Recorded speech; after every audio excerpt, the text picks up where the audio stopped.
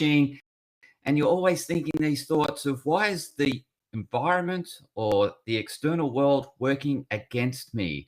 Well, you've landed on another insightful episode of Me and My Health Up. I'm your host, Anthony Harcher. I'm a clinical nutritionist and lifestyle medicine specialist.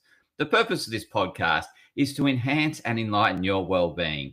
And today I'll be doing that on empowering the mind and how to break free of that victim mentality, that rigid way of thinking, and always believing that the world is against you, the universe is against you, and people are against you. And I feel like I'm pushing all the time, and I'm constantly struggling, and it's not fair. Life's just not working for me. Well, if you're one of these thinkers, I'm going to help you today to better understand what's going on in your brain and how you can change that, how you can change your outlook and have a much brighter outlook on life and feel like life is more in a flow state. This episode has recently arisen in my brain from many days of heading down to my beloved beach, Coogee Beach, for my walk and swim, and realizing that there's lots of blue bottles on the beach. Yes, blue bottles, lots of them. So those in the Northern Hemisphere, you're probably not aware of the man of war in the Pacific, or no, it's called the Pacific Ocean Man of War.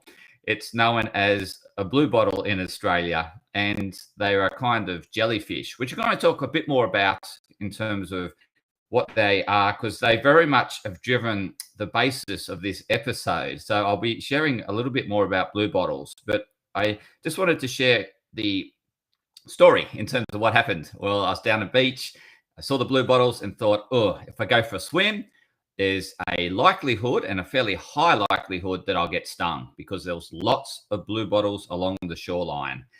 So high probability that I go in and get stung, and I know what it's like getting stung by a blue bottle. I've been stung many times before, and it's an enduring pain of at least an hour. So you're really feeling the pain for an hour, and it's a really tough pain. It's not something that you can easily forget about and move on with other things. You're constantly feeling it. And I didn't feel like I wanted to put my body in a state of inflammation. I was feeling very relaxed, and I actually go down to the beach to relax myself, to calm my body, to calm the nervous system, not to agitate it by getting stung by a blue bottle.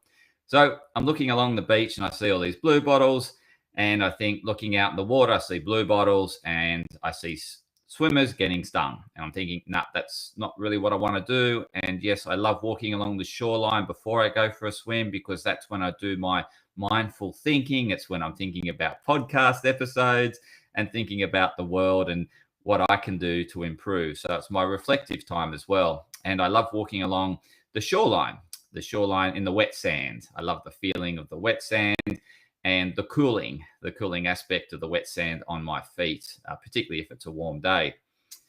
And walking along the shoreline, when there's blue bottles washing up on shore, there's a probability that you'll get stung on your feet. So it can really change my routine. And where I'm going to with this is, when we're in a rigid state of thinking and we're wanting a particular outcome, and it's got to fit this perfect ideal outcome, that often leads us to disappointment.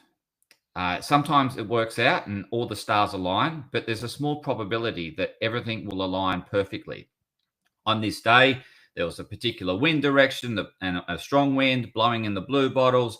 The high tide, the change of tides, brings in more blue bottles, and it was the perfect storm for blue bottles washing ashore. Poor blue bottle. Yeah. But in terms of the way in which I thought about my routine was, okay, how can I achieve what I ultimately come down here to achieve? And that's a relaxing time. Well, I don't want to king, which I do. So that's ticking most of the boxes. Not perfect, but yes, this is part of the problem around victim mentality, is that we expect everything to go with us and the wind to blow with us. And we sense we're a victim when the wind's blowing against us, or the tide's against us, or people aren't doing what we want them to do around us. And so we think everything's working against us. So that's the scenario that can be brewing And what I'm sharing here is look at what you ultimately set out to achieve. So in my case, it was calm the nervous system. And now look for other ways in which you can do that with the setting you're dealt with. So this is like a, being dealt with a set of cards. So every day, every moment of every day, we're dealt a set of cards. The way we play cards is we do the best with the set of cards we're dealt with, right? That's how you play cards. Well, that's how you play life, right? So every day, every moment, you're going to be dealt another set of cards. Those cards sometimes are favorable. I've